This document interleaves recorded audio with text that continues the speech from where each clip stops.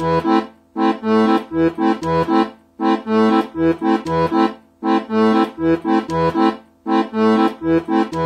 uma convidada mais que especial e apresentadores mais ou menos, estamos começando mais um Cuca com Salame, o seu café colonial disfarçado de podcast. No comando dessa mesa, este que vos fala, Luciano Trevisan, e ele é o nosso querido e ritmado Érico Pérez. Ritmado é a primeira vez. Por conta do contexto. Não, tudo bem, tudo bem. Estamos iniciando um episódio diferente hoje, né, Luciano? Exatamente.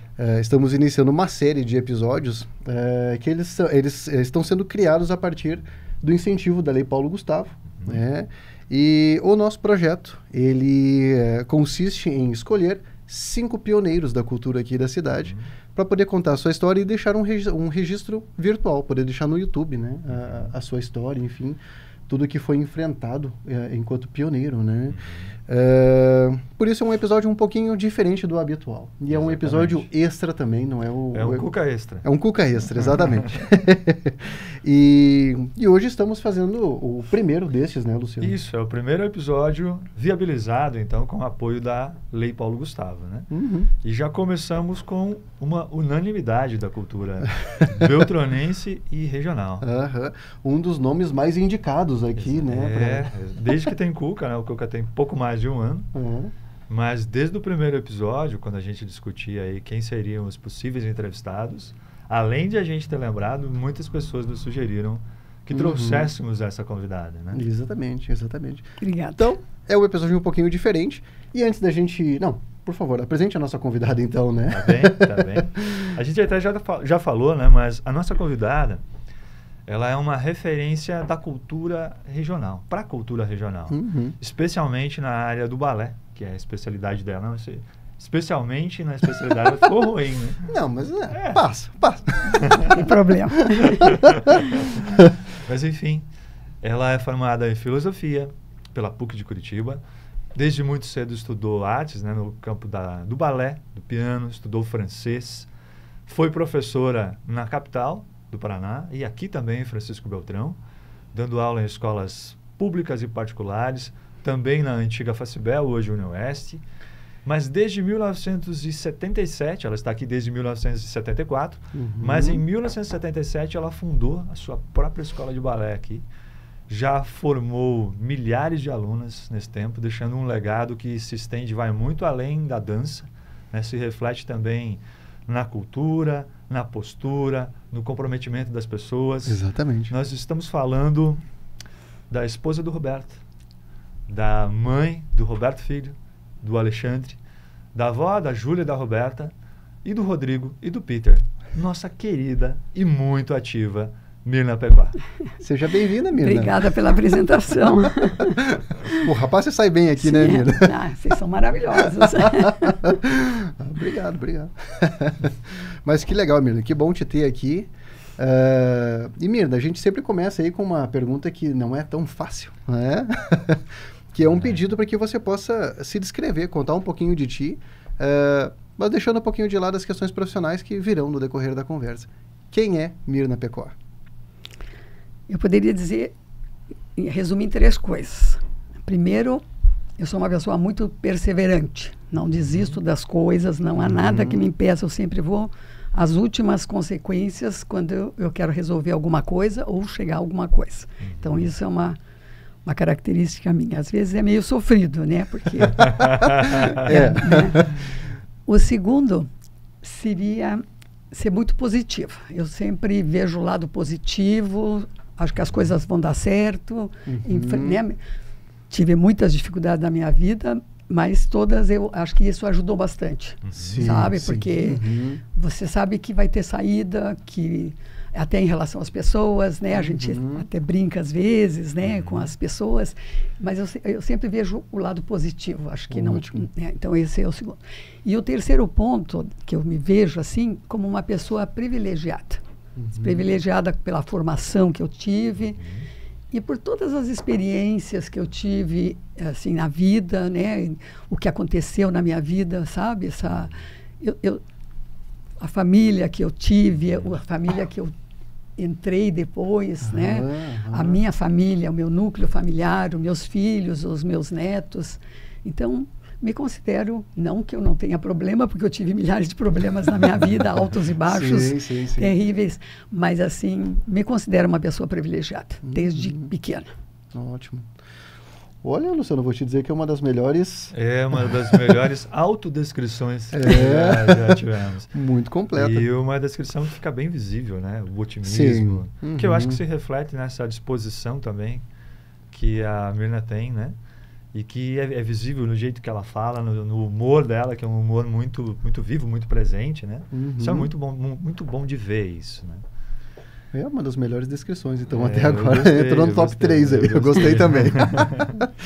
E eu gostaria de dizer, assim, que é um privilégio, né, Myrna, te ter aqui, poder, assim, poder fazer parte disso, né, Myrna, porque a nossa ideia é a construção de um registro, né, de poder, digamos assim, deixar uma marca, né, porque a internet, ela é para sempre, né, ela vai... Nós já vamos ter ido embora e os registros ficarão, os né? Os vídeos estarão lá. Né? Exatamente. Então, acho isso muito legal, né, Myrna? Da gente poder estar hoje aqui criando algo que é histórico por toda a sua... histórico por toda a sua história, né? Toda a trajetória. Isso, né? Eu ia mandar no pleonasmo aqui também, mas nessa trajetória, né? Então, que legal. É realmente um privilégio, né? Exatamente. Muito bem. E, de fato, uma referência da cultura, né? Exatamente. Vamos lá para a segunda pergunta, então? Vai lá, Luciano, manda ver. Tem uma história interessante que a Myrna é filha de pais iugoslavos refugiados no Brasil por conta da Segunda Guerra Mundial, né? Mas a senhora nasceu no Brasil, né? Então são duas culturas que, obviamente, eu não conheço a cultura iugoslava, mas eu imagino que muito diferente existem as diferenças, provavelmente, da nossa, né? Da brasileira. Como é que foi essa sua experiência na infância, né? Como é que foi a sua infância, né? Vivendo essas duas culturas, a dos seus pais e aquela da comunidade ao seu redor? Primeiro de tudo, meus pais saíram da Iugoslávia. Na verdade, eles não vieram por causa da guerra. Eles, na verdade, eles saíram porque na Iugoslávia havia, ao mesmo tempo, uma guerra civil. Tá? Então, infelizmente ou felizmente, sei, tá vendo meu lado positivo. Sim. Eles tiveram que sair porque meu avô, ele era atuante lá, né? E ele teve que sair, porque quem venceu foi o Tito. Tá. E aí ele teve que se refugiar. Sim.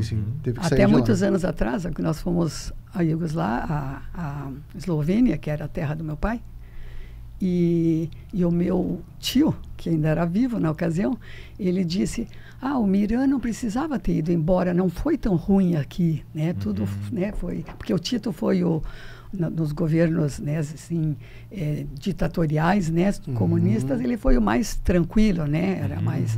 Né? Mas, enfim, eles vieram por causa disso, né? Que meu avô que tinha, né, ligado a um grupo que era o grupo contra o Tito, digamos, né? Existia uma questão política e naquela situação teve que... Então não era guerra, claro, era em consequência da guerra que teve toda aquela mudança na Europa, né? Mas te respondendo a pergunta, como é que foi, né? Se criar. Olha, eu na verdade não lembro assim de um conflito. Eu sempre me tive como uma pessoa diferente, assim, diferente das outras pessoas, diferente das minhas amigas, da minha família, diferente das amigas, mas não que tivesse qualquer conflito. Não lembro. Não sei, a minha formação foi uma formação muito aberta, né? Meus pais europeus era outra mentalidade, isso realmente cada vez eu tenho muita convicção, né? Nós fomos criados muito livres, uma cabeça muito aberta, então isso eu estranhava, sabe, de ver certos preconceitos, mesmo Curitiba, mas Curitiba, quando eu morava lá, era bastante provinciana ainda, né? E então, mas fora isso, eu não tive um problema confrontando, né? Até porque meu pai se adaptou rápido, meu pai era uma pessoa assim muito aberta também. Minha mãe já era um pouco mais rígida, sabe, mais fechada, mas meu pai se entrosava super bem em todos os lugares. No instantinho eu estava adaptado. Então não tinha E uma problema. questão de língua, Mirna.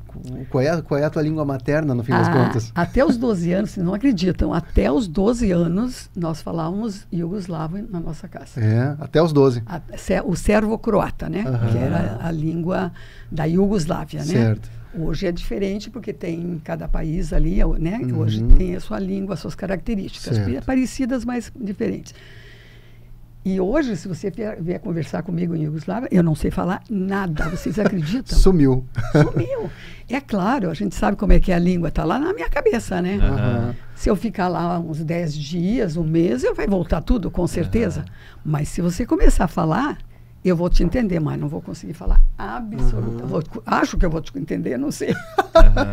Mas a senhora chegou a ter um sotaque dessa língua? Não. Ou nunca? Ou o português sempre foi muito, não, eu nunca muito tive. nítido, muito claro? Não, eu nunca tive.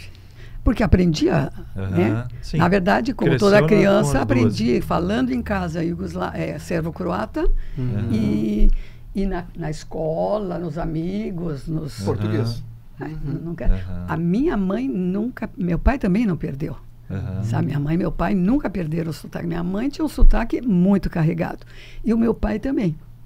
Meu pai era político e ele tentou de todas as formas tirar, porque era uma coisa em campanha que falavam contra ele, né? E ele não conseguiu, era bem carregado. A senhora tem alguma informação de por que eles escolheram o Brasil na época, para sair da Iugoslávia e ir para outro país? Deveriam haver muitas possibilidades, mas por que o Brasil? Na verdade, eles não vinham para o Brasil. Eles vieram num navio, que era um navio que foi organizado, não sei como eu chamaria isso, pelo Papa Pio XII, era Pio XII, eu acho. E o navio ia para o Paraguai. Quer dizer, não sei por aonde, mas ele ia para o Paraguai. O destino era Paraguai. O destino era Paraguai. Ou Argentina, porque tem muitos amigos do meu pai que foram para a Argentina. Certo. Sabe? Tem muito lá em Buenos Aires, tem um bairro, sabe, assim como tem em Curitiba, o bairro lá como é que é? De Santa Felicidade, que é só de croata. Olha só. Impressionante. Então, na verdade, eles não vinham para cá. O que aconteceu é que quando o navio chegou aqui, ele estava com algum problema que tinha que resolver, técnico, né? E aí ele fez a parada. É uma coisa que sempre as pessoas acham engraçado, porque quando eles ficaram, os homens ficaram no Mosteiro de São Bento, lá no Rio de Janeiro, e as mulheres ficaram num convento. Inclusive, minha madrinha é uma irmã, nem sei quem é. É uma freira. Sim. Porque quando eu nasci. Daí eu nasci. Como eu nasci, eles gostaram do Brasil e eles pediram para ficar e ficaram. Olha só. Então eu sempre digo, vocês ficaram por causa de mim. Nossa, olha só. Que história, daí né? eu digo assim, eu sou carioca, na verdade, por acaso, né? Na verdade, não. Nasceu no Rio de Janeiro? Nasci no Rio de Janeiro nesse momento da estadia deles que estavam lá, os navios estavam em reparo. Sim. E aí, como, não sei, a gente não me lembro desse dado assim, né? Porque meus pais eles não gostavam muito de falar das coisas do passado, né? Deve ter sido bastante traumático para eles, né? Sim. Então a gente sempre diz, nossa, como a gente não sabe nada quase, né? Porque eles realmente não gostavam de falar. E a sua infância foi no Rio, então, Mirna? Não. Daí eu nasci, eu não sei em que momento, também você vê nem isso, não sei. Em que momento eles foram para o norte do Paraná. Que o norte do Paraná era a época do café, né? Então, aquela exuberância, né, do norte, o início ali. E aí eles se estabeleceram no norte, primeiro em Rolândia, que era aqui numa fazenda. Muitos anos atrás eu li um livro sobre Rolândia e a colonização dos alemães ali, mas bem interessante, que às vezes me deixa umas coisas meio encucadas. Mas isso não tem nada a ver com o nosso assunto. Aí meu irmão nasceu lá, depois ele foi para Mandagari, daí ele, né? Como sempre a pessoa quando tem uma cultura mais desenvolvida, assim, meu pai, quando começou a guerra, ele estava cursando a faculdade de Direito. Então era uma pessoa na época, né? Certo. o país, né, culturalmente era bem mais atrasado, claro. então a ascensão deles foi muito rápida, né? Certo. Daí ele comprou uma máquina, ele tinha uma máquina de café pequena, depois foram para Nova Esperança, que é pertinho ali de Maringá, hoje uma cidadezinha totalmente parada, uma pena. E aí começou os negócios dele lá, que foi onde ele cresceu, ficou em 5, 6 anos já se recuperou. Mas ele, na verdade, ele começou como capataz nessa fazenda de alemães lá em Rolândia.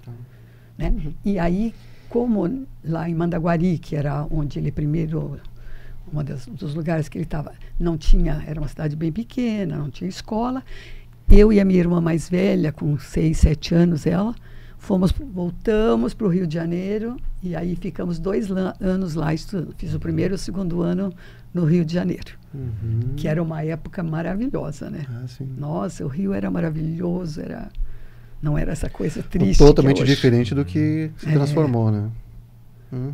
E aí depois, meu pai comprou uma casa em Curitiba, fomos para Curitiba, ficávamos a maior parte do tempo com a minha avó materna, que veio junto, o meu avô, que foi a causa, né, de terem saído de lá.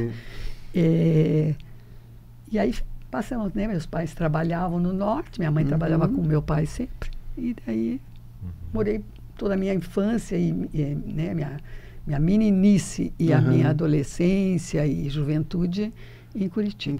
Aliás, sempre digo, né, não podia ser mais feliz e mais...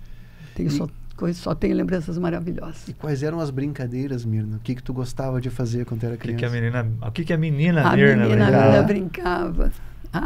Bem diferente de hoje, né? A gente brincava de pega-pega, tinha ping-pong, né? Tinha mesa de ping-pong, juntava a turma, fazia aquelas filas, cada um jogava um pouquinho. É um terror isso aí para quem gosta. Quando a gente tem que sair muito rápido. Isso, jogava em dupla, era uma delícia, né? Por isso que eu digo, é tão diferente quando a gente vê as criançadas paradas, né? É uma tristeza. E isso realmente teve uma mudança muito drástica nesse sentido, né, Mirna? E daí a importância do balé, da dança, né? Porque... É uma opção hoje importantíssima para poder fazer com que essa criançada largue um pouco o celular e faça outras coisas. Com né? certeza. Eu acho que o balé, não precisa ser só o balé, o jazz, né? Ele, na verdade, ajuda, né? Os pais nesse sentido de ter como ocupar de uma forma saudável, né? Os filhos. Porque realmente essa parte da brincadeira, vamos brincar assim, da brincadeira analógica, né? Essa coisa que não é mais física, né? A brincadeira isso. Mais física. Quando a gente ia para o norte, na época de em julho, eram as férias de julho, que a gente tinha 30 dias, né, em julho. Aí meus pais não podiam sair porque era a época de comprar café, né? E então a gente ia para lá. Então lá tinha uma brincadeira que até hoje eu lembro, porque acho que devo ter levado uns bons tombos, né? A gente subia em cima de um tambor, pegava uma descida e ia caminhando em cima do tambor. Olha, isso exigia uma destreza impressionante já. Aí é o balé. Não é para qualquer um. O equilíbrio. Isso já não é para qualquer um. Isso já é quase uma atividade circense. Mas eu devo ter levado uns bons tombos, porque eu lembro muito.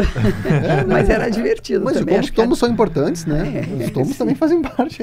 Na hora eles não são muito agradáveis. Não são tão agradáveis, mas né? Depois a gente dá risada deles. Exatamente. Tem história para contar.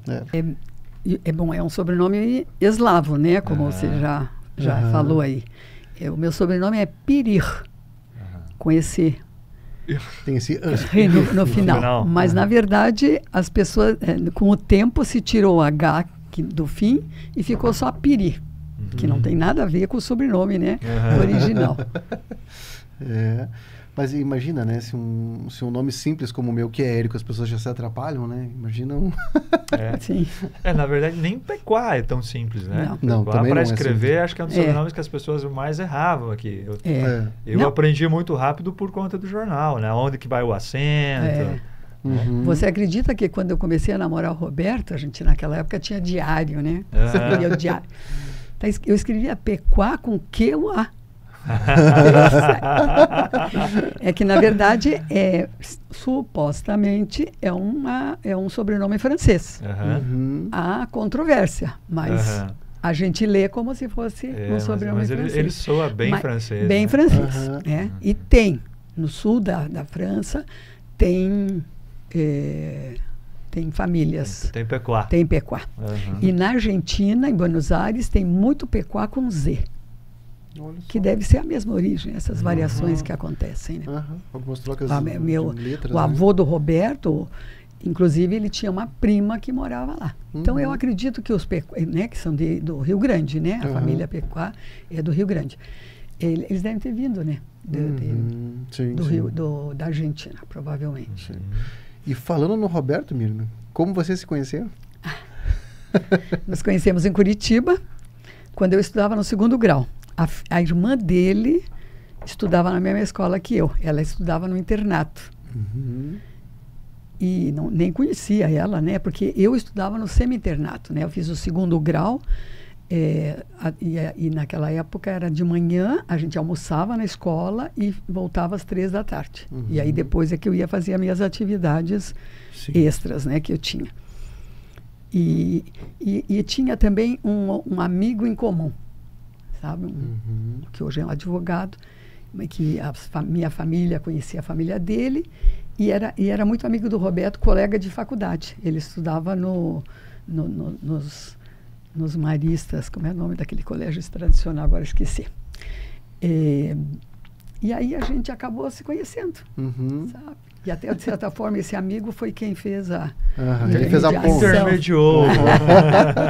Em Curitiba era muito pequena naquela época, na verdade, né? Se frequentava os mesmos lugares, era o curitibano, era as festas. Então, a gente estava sempre muito diferente, né? Do que são as coisas hoje. Eu sempre digo, eu sempre fui muito festeira. Né? Eu, com 11 anos, já estava em festinhas. A gente pegava os vinil, né? E levava, um levava coca, outro levava o salgadinho e tal. Tudo era motivo para fazer uma festinha. A gente não parava um fim de semana. Quais eram esses vinis aí? Vocês ouviam na época? A senhora consegue lembrar? O que fazia sucesso na época? De músicas? Era a época de Beatles, né? Época de Beatles, né? O próprio Elvis, né? Nossa, eu tinha uma amiga que era fanática, colecionava tudo, né? Eu nunca fui muito desses fanatismos assim, sabe? Mas era uma música boa, né? Digamos, sim, né? Porque hoje temos coisas horríveis, né? Eu ia fazer alguma piada nesse sentido, né? Como as coisas decaíram nesse campo. Na parte musical realmente as referências que se tinha nessa época para aquilo que se tem hoje, né? Na verdade, eu falei de Beatles, mas o Elvis, sim, a gente ensaiava em casa, né, o rock and roll, sim, sabe? E ele que introduziu essa coisa do rock e associando a dança, enfim, e como para a época foi muito revolucionário, né? Muito, mudou, né? Muito chamativo, sim. O rock apareceu a partir dali, né? Sim. Foi muito... Mas a senhora estudou artes, né? Esteve envolvida com artes desde muito cedo, né? Questão da dança, da música. Nessa época, passava pela sua cabeça trabalhar, que isso viria a ser a sua profissão? Ou perguntando de outra forma, né? O que a menina Mirna achava que iria ser quando crescesse? Bom, nem pensar, porque na verdade a cultura na minha família era sempre uma coisa muito forte, né? Muito presente. Muito presente. A minha avó era pintora e o lado materno é muito voltado para as artes, tá? Eu tenho tio que era maestro, né? Essa minha avó que era pintora, teve bailarinas também, né? Na geração ali da minha avó, sabe? Então era uma coisa, e a minha casa era uma casa muito, sabe, de arte, assim, sabe? A gente, mesmo Curitiba, que não tinha muita coisa, não vamos achar que Curitiba era um mundo cultural, não era, mas o que tinha a gente ia. E como né? Então quando eu fiz todas essas coisas, era muito em função da minha preparação cultural, da minha, dos meus irmãos todos, né? Eu estudei balé, todas as meninas estudaram balé.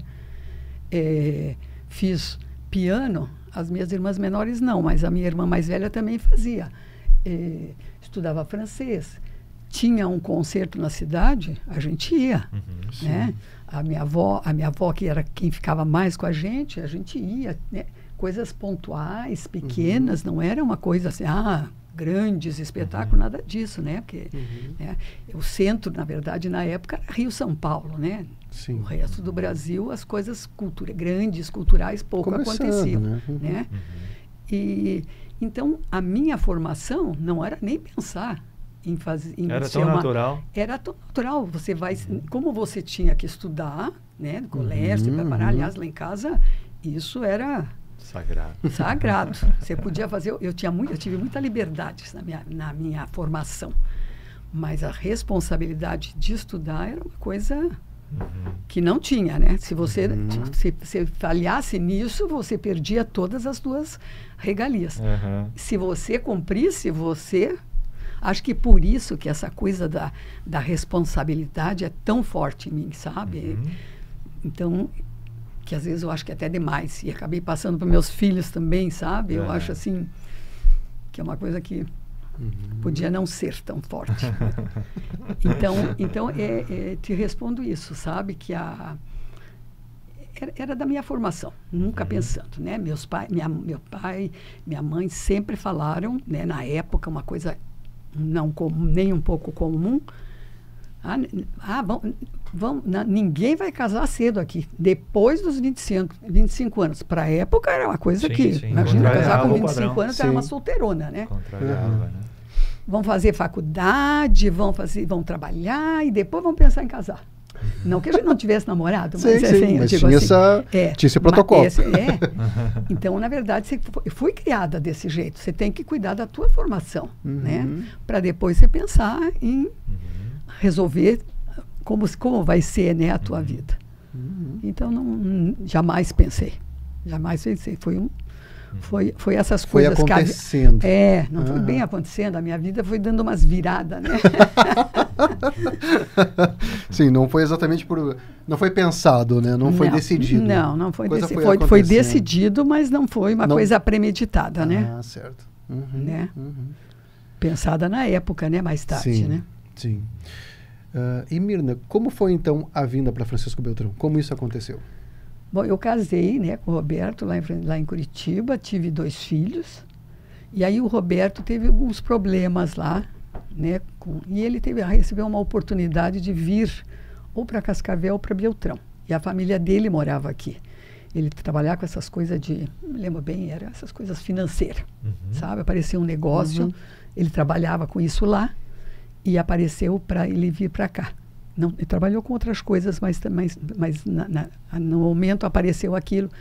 E aí, como a família morava aqui, a gente acabou achando mais conveniente, digamos, né, vir para cá, que teria toda uma estrutura para receber, para a gente já ter, né? E aí acabamos vindo.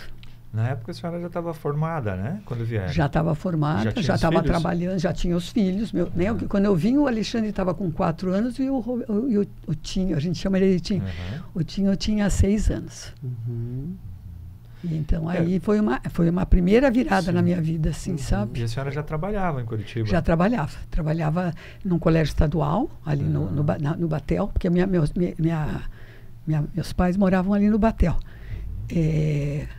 E eu tinha um colégio bem... Eu dava aula à noite numa escola estadual de História.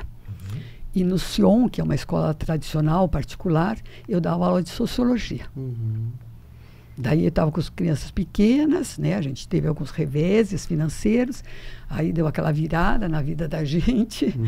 E aí eu comecei, né, a trabalhar com o Alexandre com 6 meses e o outro um bebê, estava com 2 bebês. Mas, como eu também disse para vocês, eu não sou, né, fraca. Virou a página e vamos para frente. Vamos para frente. Mas a senhora é formada em filosofia. Filosofia. Né? Isso foi uma escolha ou seguiu esse processo de ser algo que aconteceu no caminho? Como é que foi isso? Sabe que é uma coisa que eu não sei muito. Eu tive uma boa professora de filosofia no 2º grau, sabe? Uma professora leiga, uma pessoa moça, né? Porque às vezes a gente, né, pessoas mais velhas, às vezes não está antenada com o tempo, né? Sim. E aí, acho que isso me influenciou. E até porque, na época, né? Era a década de 60, né? Uma época de mudança, né? Então, essa mudança envolvia pensamento, tudo, né? Cultura. Então, era uma... Acho que era uma busca de pensar, né? E eu acho que a filosofia, né? O pessoal não valoriza nada, mas a filosofia te dá uma abertura, né? Do pensar, do escolher, do ser, né? Eu acho uma coisa fantástica, né? Quem gosta e quem está ligado sabe disso, né? Não, com certeza, a filosofia tem um poder, assim, de nos levar muito longe, tem uma noção muito mais ampla das coisas. Muito, você tem outra visão, né, das pena coisas. Que ela acaba não sendo tão valorizada. Né? Até a questão de mercado de trabalho, né? Tanto é que você vê, eu acabei nem lecionando filosofia. Eu tenho um detalhe, você quer que eu conte história? Eu vou te contar uma história. Eu adoro história. Quando eu fiz a faculdade, não é como hoje, você dá milhões de aulas e vai, que às vezes eu acho até um pouco exagerado, isso um ponto de vista meu. E a gente dava uma única aula. Aí era lá na Divina Providência, a aula que eu ia dar, e o professor vai lá para te avaliar se dá aquela aula. Aí eu fui dar aquela aula, e ao final da aula o professor tinha que fazer análise e me dar uma nota, né? Daí ele chegou para mim e disse assim: ó, Mir, na tua aula você mostrou muito conhecimento, mas infelizmente você não passou nada para os alunos. Você foi didaticamente péssima. Olha só. Aquilo me traumatizou. Digo, eu não vou fazer nunca, não vou dar aula nunca na minha vida, né? Eu sei que como professora eu fui uma boa professora. Mas aí foi a tal da história, né? Né? Às vezes você tem que tomar aquele caminho e aí você descobre uma coisa, não é uma aula que te... Pensa uma aula, você nunca deu aula na tua vida, né? Você se enfrenta... Preparo péssimo, né? Minha professora na faculdade de didática era péssima. Né? Isso eu sei hoje, né? Ela punha um esqueminha na coisa, né? Não era uma orientação que você tinha. Então você não sabia realmente. Sim. E uma aula para ser avaliada é um pouco precipitado, né? É muito pouco, né? Muito pouco. E imagina, simplesmente já decretar, né? Não, você não... Você não serve para isso. Ele não disse, mas ele disse que eu não passei para os alunos. O que eu... Enfim... Mal sabia ele. Mal sabia ele. Que eu ia passar quase 30 anos dentro da sala de aula e gostando ainda por cima. Exatamente. E a senhora veio para Francisco Beltrão em 1974, né? Quando a cidade aqui era muito menor, né? Uma cidade muito diferente do que é hoje, onde a cultura das pessoas era muito diferente. E aí, quais foram as suas primeiras atividades aqui? E quais são as suas impressões sobre o município? O que a senhora tem de lembrança de Francisco Beltrão aí desse início da década de 70? Olha, eu vim para Beltrão no dia do meu aniversário, 25 de março. E quando eu cheguei, os meus filhos foram para a escola, que lá em Curitiba um deles frequentou uma época, né, o Anjo da Guarda, o Tinho, né, o meu filho mais velho. E de repente... E lá eu trabalhava e tinha as crianças pequenas, né? Então, né, vocês têm filhos e sabem, né? Não sei se você é casado, tem filhos? Tem filhos. Né? Então, quando as crianças pequenas, a tua vida gira muito em torno daquilo, né? Todos os... Exatamente. Sim. Mais ou menos, né? É um filiocentrismo. Exatamente. E cheguei em Beltrão, os dois foram para a escola e eu não tinha o que fazer. Eu sempre digo, eu tenho um tapete lá que é a minha sanidade mental. Porque fiquei meio ano, fiquei em casa. E eu sempre fui muito ativa, porque né, até casar eu fazia milhares de coisas, como eu já falei para vocês. Eu tinha aula até 3 horas da tarde, depois tinha um monte de atividades. Aí quando foi na metade do ano, me ofereceram uma aula, eu acho que era até, não me lembro com certeza, mas eu acho que era até de filosofia. Achei que eu nunca tivesse lecionado, mas acho que era de filosofia. Numa escola normal, que eu acho que era das irmãs, não tenho certeza, normal primeiro grau. Não sei se vocês já ouviram falar nisso. Sim. Sabe? Que eram que às vezes era para moças normalmente, a grande maioria. As normalistas, né? Eram as normalistas, mas não era normal segundo grau, sabe? Era até a 8ª série. Tá. Então tinha aquela formação, eu acho que eles davam muito no interior, que daí dava 2º, 3º ano, né? Todo mundo reunido numa sala. Enfim, era essa. Então, aquele restinho de ano eu dei aula ali. Aí no ano seguinte, as irmãs escolares, né, que são do Glória, elas arrendaram o Glória pro Estado, sob a administração da irmã Bárbara. Não sei se eu estou falando bobagem, mas acho que foi isso. Tá? E aí me convidaram para dar aula. Então ali eu dei várias aulas, OSPB, Moral e Cívica, História. Então aí eu já comecei a ter bastante aulas. Sim. Aí dali nós fomos para a unidade de ensino, porque na verdade eles arrendaram para depois construir o que é hoje o Mário de Andrade, né? Que era a unidade de ensino na época. E ali então eu comecei a dar aula e dava aula no Suplicy, de História também, a área toda que tinha na época, Moral e Cívica e OSPB. Dava no Mário de Andrade, que não era o Mário de Andrade, né? Era a unidade de ensino, e no Suplicy. E dava 40 aulas por semana. Isso foi durante 2 anos, 3 anos. Aí nesse 3º ano foi quando, então, eu dava 40 aulas por semana, fiquem imaginando. E eu fiquei sem nenhuma aula. Não me deram. Precisava do atestado de DOPS. Pensa. E aí, quando eu fui pedir o atestado de DOPS, eles não me deram. Eu estava fichada. Acho até graça hoje, quando eu penso. Na época foi um sofrimento, né, gente? Qual será a atividade subversiva que a senhora cometeu nessa época? Você sabe que eu tenho uma ficha comigo, porque a gente pode ir lá na biblioteca pública e pedir a tua ficha. E tu tem a tua ficha. Mas nem lembro o que está escrito naquelas bobagens lá. Sim. Mas assim, as bobagens eram ligadas... É uma coisa, assim, incrível da gente pensar. Porque... tem assim, não gostavam da minha definição de ditadura, vamos supor, porque a minha área era uma área super social, super política, não tinha. E eu quero dizer para vocês que a gente se cuidava, né? Que também a gente sabia que estava todo mundo de olho em você, né? Estava sendo vigiado. Sim, né? Lembro, na faculdade a gente sabia exatamente quem era a pessoa ali que estava te controlando, né? E aí tinha assim, daí o que aconteceu, teve um ano que recolheram um trabalho, né, assim, o trabalho era o seguinte: o que o jovem hoje pensa da situação política do país? O major mandou recolher todos os trabalhos, tal, e estava na minha ficha também. Sabe? Mas essas bobagens, sabe? Né? E aí eu soube por um professor, mais tarde, que eles iam até abrir um processo contra mim. Mas na época eu sofri um acidente de carro. E aí, como eu sofri um acidente de carro, os professores também, sabe, se cotizaram e acabaram não abrindo o processo. Mas eram umas coisas tão ridículas, gente, que a gente pensando...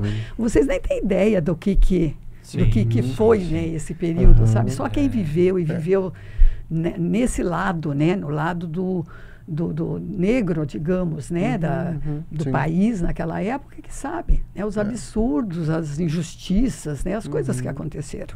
Porque e aí eu fiquei sem aula. Porque nesse momento tu simplesmente é impossibilitada de executar a tua profissão. Porque como aqui, na época também, né, meu sogro tinha uma posição política e tinha oposição, né, tudo estava mais na mão da oposição, né, a partir da educação. Eu sempre tive dificuldade, sabe? E além disso, eu tive a dificuldade daquilo que eu te falei antes, que achavam que eu não precisava trabalhar. Não, vamos dar para outra, não me interessa se ela não é credenciada, mas ela precisa. Tá entendendo? Então eu tinha esse problema e tinha um problema também na secretaria todos os anos. Mas aí eu ia lá, né, lutava e conseguia. Mas aí eu não tinha argumento. Eu era fichado, o que eu ia fazer? E a gente não tinha acesso a nada. Aí eu lembro, eu estava na praia, lá no Rio Grande, em Tramandaí, faço um telefonema para cá, olha, aconteceu isso. Bom, aquilo caiu, né? Lembro exatamente o momento onde eu estava quando recebi essa não notícia. Teria mais trabalho. Não teria mais trabalho. 40 aulas por semana. Uhum. Eu não era concursada. Eu era, chamava-se na época suplementarista, né? Então não era concursada. É quase como se fosse um cargo de confiança hoje. De Não, certa maneira. não, hoje tem isso. Tem o PS. Isso. Tem, eu sei que tem, é o equivalente a isso. É uma espécie de concurso temporário, né? Que a gente tem hoje. É uma contratação. É uma contratação quando não tem um concurso. Porque na época não tinha concurso, não tinha saído concurso, né? Então a gente, todo ano, no começo do ano, você tinha que ir lá pedir, daí eles faziam aquela seleção de acordo com o teu currículo e enfim. Só para contexto, a dona Mirna falou do sogro dela, né? Que o sogro dela é o Dr. Walter Pequá, um dos pioneiros, um dos primeiros médicos aqui do município. Né? Então, isso também ajudava essas pessoas a criarem essa imagem de que não precisava trabalhar, porque era nora de uma pessoa que já tinha uma certa estabilidade na cidade. Né? Mas, dona Mirna, nesse período aí em que a senhora dava aula, o balé estava presente de alguma maneira na sua vida? Enquanto a senhora era professora? Não, aqui não. Não? Já fazia parte do meu passado. Mas no sentido né? assim, Na verdade, não estava acontecendo, não estava sendo exercido nos primeiros anos em Beltrão, não tinha. Não. Não, estava desligada, né, totalmente 10 anos, né? Eu já estava com 30 anos ali, né? E até os 20, né, tava. Quando eu dava aula lá, quando eu estudava no Sacré-Cœur de Gessi, lá em Curitiba, eu dei umas aulas num período ali para as crianças menores, sabe? Então eu tive essa experiência, a primeira experiência, que talvez tenha sido isso que tenha me trazido a ideia, né, depois de abrir a escola, sabe? E como que vem a ideia, Mirna? Precisava arranjar alguma coisa para trabalhar. Sim. Tinha que trabalhar. Não, como eu te falei, não era o meu sogro que nos mantinha, né? Eu e o Roberto tínhamos que garantir o leite das crianças. Sim. Né? Então, comecei a pensar, né? O que eu vou fazer? Não vou ficar chorando, né? Vamos à luta, vamos ver o que dá para fazer. Cidade muito pequena ainda, né? Eu não tinha nenhuma experiência, nada de comércio, nada dessas coisas, de abrir, fazer alguma coisa. Sim. Aí, de repente, me deu uma ideia. Eu disse, putz, quem sabe, né? Vou abrir uma escola. E lá de casa eu fui a única que se formou. Você viu como a vida é... Eu sou privilegiada. A vida me trouxe muita coisa difícil, mas me trouxe muita coisa boa. Eu fui a única. Todas estudaram, né? E eu a única que foi e recebi diploma e tudo. Do balé. Do balé. Eu digo, mas onde é que está o meu diploma, né? Não tinha a mínima ideia. Imagina, você faz mudança. Lá em Curitiba eu fiz mudança 2, 3 vezes. Daí vim para cá, daí a gente se desfaz de um monte de coisa, né? Quando você vem, eu morava num lugar, daí eu fui morar numa casa bem pequena aqui, então, né? Você não tinha ideia. Estava com a minha irmã mais velha, que ela é daquelas que guarda tudo. Tudo assim, está lá pendurado lá na minha parede, no meu escritório. Vou trazer, se alguém quer pôr em dúvida, eu vou dizer, estudei no Balé Thalia, com o professor Morozovich, um dos pioneiros da dança no Brasil. É uma pessoa, realmente, em 1923, ele abriu não sei como é que chamava quando ele abriu, né? Era uma das primeiras mesmo, né? Em 1923. E aí eu sei que daí eu digo, bom, vamos tentar, não custa, não tem o que fazer, né? Tem que ir. Vamos tentar isso. As irmãs o Glória me ofereceu, estavam começando a 5ª série. Primeira turma de 5ª série, acho que eram 2 turmas de 5ª série. Aí me ofereceram aula, mas eram 4 aulas, né, gente, por semana para quem dava 40, né? E a Facibel abriu também. Foi naquele ano. Aí me convidaram para dar aula de sociologia. Então, você viu como eu sou uma pessoa privilegiada? A gente acha sempre uma saída. E foi difícil, né? Porque o balé, né? As aulas também, claro, eu também ainda estava... já tinha alguma experiência, né? Mas a gente tinha que estudar muito, né? Porque... Na época tinha muito pouco livro, né? Lá em Curitiba mesmo, nossa, hoje quando eu entro numa biblioteca, assim, esses dias eu tinha que comprar um livro, eu queria comprar um livro porque eu queria dar de presente, mas para uma criança, você vai lá, tem maravilhas, né? E na época, na década de 70 não tinha nada, e ainda tinha o Senão, que era a época da ditadura, a área social toda bloqueada, né? Então, para estudar era difícil. Sim. Até o Bento Munhoz da Rocha, que é o ex-governador do Paraná, a filha dele estudou comigo na faculdade. E ele me emprestou 2 livros em espanhol. Então, lá em Curitiba, eu tinha que estudar em espanhol, sociologia, né? Que não tinha nada, praticamente nada. E aquilo me salvou e me deu muita bagagem, porque daí você tem que ir atrás, né? Sim. E aí, quando eu vim aqui, também me facilitou e a gente foi estudando e tal. E então, eu tinha 4 aulas na faculdade e 4 aulas no Glória. E aí, eu resolvi abrir a escola. Né? Porque só aquilo não ia dar para pagar as contas. A primeira escola foi dentro do Glória. Sabe onde é a secretaria, ali embaixo?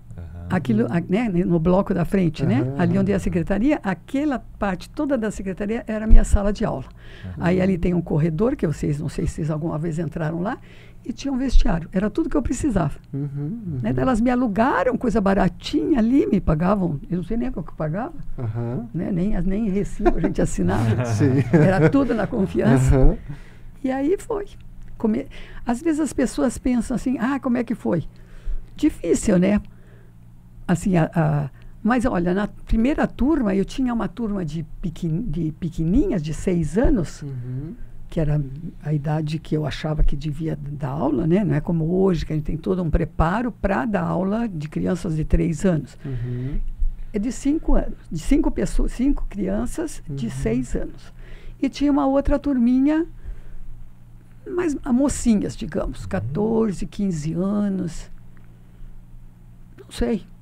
5, 6 também, e aí a outra mais velha, meninas de 15, 16 anos. Também, tudo pouquinho assim, e aí a gente... A senhora lembra quem seriam? Lembro. Dessas aí, quem seriam... Quem seriam essas primeiras alunas, algumas delas? Daquela turminha das bem pequenininhas. Você não vai acreditar. 2 delas dançam comigo ainda. Olha só. A Mônica Panza. Sim. E a Lara, que hoje é Presoto, que era carneiro na época. A Panza Oliveira, que é filha do Dr. Roberto. Né? Essas, dançam até hoje. Dançaram no espetáculo, né, este ano. Fazem parte da minha turma adulta, né? São mais minhas amigas do que minhas alunas, na verdade. Sim. Né? Pessoas maravilhosas. Né? Tinha uma outra menina dessas pequenas, que era a Luciana, que era filha de um médico, que hoje está na Austrália, essa menina. Tinha uma filha de um juiz também que estava aqui. Tinha muitos eram de famílias de fora, né? Que daí já tinham outros valores e tudo mais. Mas tinham famílias também daqui, né? Por exemplo, assim,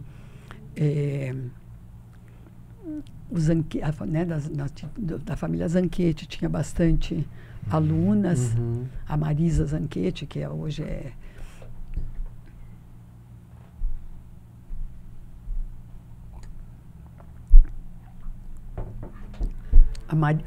Então, na verdade, assim, muitas pessoas, e são sempre pessoas que lembram com muito carinho. Que legal. Sim. Isso, sabe, para mim é muito gratificante, né? Que a gente vê que criou essa marca, sabe, nas pessoas. Não foi assim uma coisa... Porque as pessoas só pensam nos benefícios da dança, né? Mas a dança é muito mais. Né, o que ela leva para a vida das pessoas é uma coisa maravilhosa. Eu já estou na 3ª geração, assim, de alunos, né? A avó estudou, veio a filha e veio... E agora a neta da primeira aluna. Que satisfação, né, isso é muito bom, muito bom. Mas eu falo muito balé, as pessoas me identificam muito balé, mas eu acho que muito importante foi meu trabalho também como professora de história, sabe? Porque eu sempre gostei muito de abrir a cabeça das pessoas, sabe? Fazer pensar a história, não dar história, né? E eu sei que isso também teve bastante Sim. influência, e isso para mim foi muito importante, porque o balé ajuda a pessoa, pessoalmente, a pessoa, na sua formação, no que ela vai ser. E eu acho que você formar uma pessoa intelectualmente, assim, com uma visão, né, do que tem que ser, eu acho que isso gera influência, né, na sociedade. Sim. E isso eu acho muito bom. E eu acho muito importante. Mas não adianta, as pessoas me veem muito mais como professora de balé. É a sua principal marca. Eu acho que na talvez memória porque das pessoas, né? eu acho que é o porque seu a nome, né? e é porque acho que também porque fui a pioneira, né? Que depois acho que é por isso. A gente falava antes, né, que provavelmente a sua escola foi a primeira do sudoeste do Paraná, né, a escola de balé.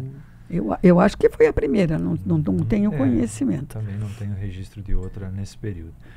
E aí, voltando então à trajetória da sua escola, que começa dentro do Glória. Quanto tempo funciona lá e para onde vai depois? 10 anos, exatamente 10 anos nós ficamos lá. Formei a primeira aluna, a Mônica Santos, foi a primeira aluna que foi formada pela minha escola. E foi a única, né? Para vocês verem como é um caminho difícil, né? Não é... Você até no começo, quando você fez uma referência, você disse uma coisa que não é correta. Não, eu formei centenas de alunos, eu não formei... Passaram pela escola milhares de alunos, né? Mas formei centenas, sim, né? E a Mônica foi a primeira. A primeira, então, que conseguiu atravessar aqueles 9 anos de um trabalho... difícil, não? Sim, né? precisa de muita dedicação, muita disciplina, o acreditar, o gostar, né? Sim. E dali do Glória nós fomos para onde estou hoje. Reformei a casa, assim, casa de madeira é uma beleza, né? Você tira tem sempre o que reformar. Você tira as paredes e vai deixando como você quer. Eu não sabia disso. Porque eu sempre morei em casa de material, então eu não tinha ideia. Porque mesmo no norte do Paraná, a gente não tinha casa de madeira. Aqui tinha muita casa de madeira por causa da madeira, né? Sim, é uma característica da nossa região. E no norte não era tanto assim. Aquele endereço era a casa antes do meu sogro, do Dr. Walter. E embaixo, o pessoal acha que ali era o hospital. Não, o hospital descia uma escada, era um buracão lá. E eu vou dizer para vocês por quê. E a casa da minha... Ali onde é o balé, vocês sabem, ela é para baixo, né? Aquela rua era para ser... Lembra que a avenida... Lembra? Não, vocês são jovens. Mais ou menos. Obrigado. Aquela avenida foi cortada, né? Era um morro. Daí eles cortaram e nivelaram ela um pouco, né? E eles iam fazer a mesma coisa com a Rua Palma, com a Rua Palmas, né? Ela fica na esquina da Palmas com a São Paulo. Com a São Paulo eles iam. Então o que aconteceu? Minha sogra tirou caminhões e caminhões de terra para construir a casa no nível que ia ser. Então a casa hoje é para baixo, quando na verdade ela seria para cima. E o hospital, ele já foi construído para baixo também. O hospital, eu não sei a história, né? Talvez tenha alguma coisa, porque ela tinha aquele declive, né? Tem até hoje, né? A Rua Palma, Rua Palmas é um horror, né? Ali era o hospital, era um hospital de madeira, isso que eu queria. Você quer história? Eu vou te contar. Eu quero história. Quanto mais história, melhor. Quando eu vim para Beltrão, quando ainda era noiva, nem pensando que vinha para morar em Beltrão, né? Vinha para visitar na Páscoa e tal. Páscoa, né? Feriado de 7 de setembro. Eu lembro que a gente em Curitiba, 7 de setembro, uma semana de férias. Era uma maravilha. Aí a gente vinha. E aí eu sei que eu tenho até hoje o cheiro do hospital. Era um hospital de madeira, acho que eles usavam muito detergente, desinfetante. Que coisa interessante. Acho que eu nunca falei isso nem para o meu marido. Sabe? Bem interessante, sabe? Né? E sem falar um hospital de madeira, nunca tinha visto um hospital de madeira. Né? E depois foi desmanchado ali e foi construída a policlínica, né? Então, então eles... Persistiram os hospitais de madeira ainda por muitos anos, né? Porque a policlínica acho que é o primeiro de alvenaria. Eu lembro que o Hospital São Francisco, que na época ele tinha uma parte em madeira. Uma parte de madeira, E o do Arizone também. Também tinha madeira. Também era madeira. E antes tinha, não sei se o Arizone comprou aquele, que era do Rubens. Dr. Rubens. Isso eu não sei exatamente. Veio antes do que o Dr. Walter. Que esses dias eu li uma notinha em algum jornal que eu soube que ele foi embora porque a mulher dele faleceu. Daí ele foi, não sabia porque ele tinha ido embora. Mas aqui tudo era madeira, né? Todas as construções. Né? Com razão, né? Era sim, o que tinha. sim. Né? Era o que tinha. Exatamente. Mudou muito, Mirna, quando o sair ali do Glória e ter este espaço aqui dentro, então era de fato o teu espaço. O que tu sentiu que mudou a partir da mudança de local, Mirna? Eu acho que a gente sente que as coisas estão se firmando, né? Tá. Porque nem te respondi lá atrás, né? Os primeiros anos foram muito difíceis, né? Estava lá praticamente brincando, né? Porque na verdade eu gosto do que eu faço, mas é a minha profissão, é o meu ganho também, né? Claro. Então, 2, 3 anos, ou tinha que pôr dinheiro, ou tinha que... Vamos dizer que empatava. Né? Mas ali eu acho que foi isso, né? Não. Acho que agora isso aqui está estabilizado, né? Já tinha muito... Gente, hoje, por exemplo, as pessoas acham que a escola é grande. Eu já tive 250 alunos, vocês acreditam? Nossa. É muito aluno, quando eu penso. Hoje é muito aluno. Para a década de 80, 90, era muito aluno. É claro, eu era sozinha. E aí, claro, o pessoal vai acreditando, vai vendo que o trabalho está mostrando alguma coisa, né? Sim. Então, eu estou dizendo isso porque eu estou fazendo umas limpas lá na escola. Daí eu olhei e digo, 258 alunos. Gente, é muita coisa. Né? É claro, a gente sabe, hoje tem 3 escolas, mas a cidade tem quase 4 vezes o tamanho, né? Exatamente. Sim. Hoje aqui na cidade são 3 escolas, Mirna. 13? Não, tem muito mais. Tá. Tem muito mais. Mas 3 escolas maiores, né? Certo. Todas bem estabelecidas. E é o que eu sempre digo. Nós nos damos muito bem. Todo mundo, quando a gente vai em algum lugar ou que se faz algum festival, né? O pessoal se admira que a gente se dá bem. Né? Que não a gente compete, claro. Né? Cada um tem seu negócio. Mas a gente não tem rivalidade. Né? A gente até às vezes se ajuda. Que bom. E então essas 3 escolas são as 3 escolas que são as escolas bem estabelecidas, bem estruturadas. Né? Tem escolas menores nos bairros, nas escolas. Tá? E uma das coisas que assim também eu gosto muito de colocar é o fato de existir em Francisco Beltrão uma cultura da dança. E eu sei que isso eu fiz. E talvez esse seja o meu legado. Sabe? Sim.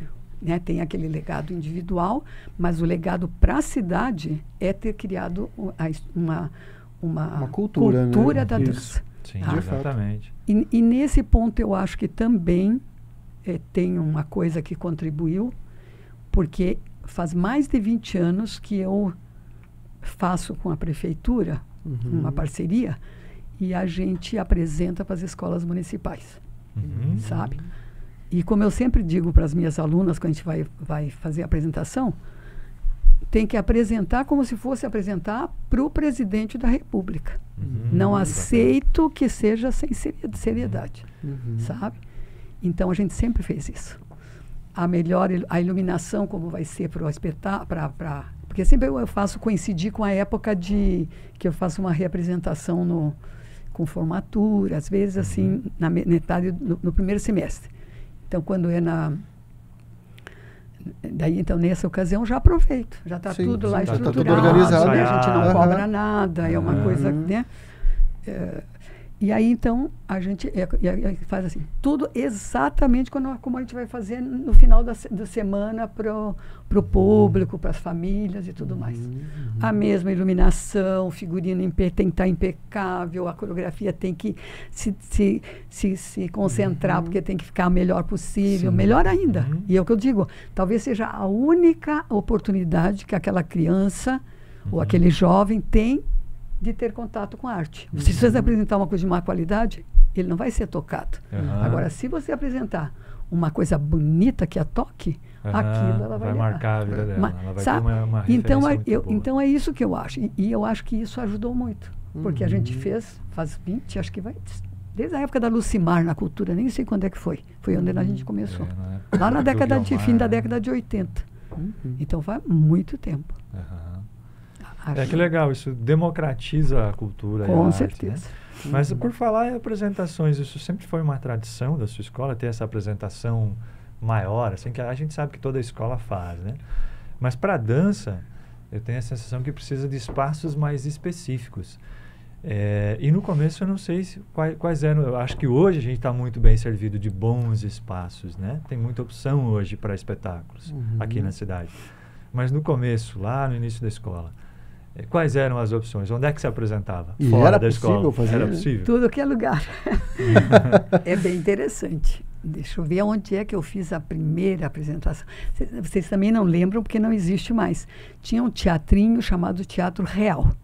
Isso eu nunca ouvi falar. Não, é onde é o prédio aquele ali, na esquina. O Real. O Real Center. Real Center. Ali tinha um teatrinho. Até que era bonitinho, cadeirinhas, um palquinho desse tamanho e tal. Olha só. Que é na rua Antônio de Paiva Cantel? Isso, ali perto da praça. Tinha um teatro de madeira ali, né? Isso, era ali. Aquele foi o primeiro teatrinho aqui de Beltrão. Então ali a gente apresentou. Eu acho que o primeiro não apresentamos em lugar nenhum, porque acho que nem tinha. Não tinha onde. Né?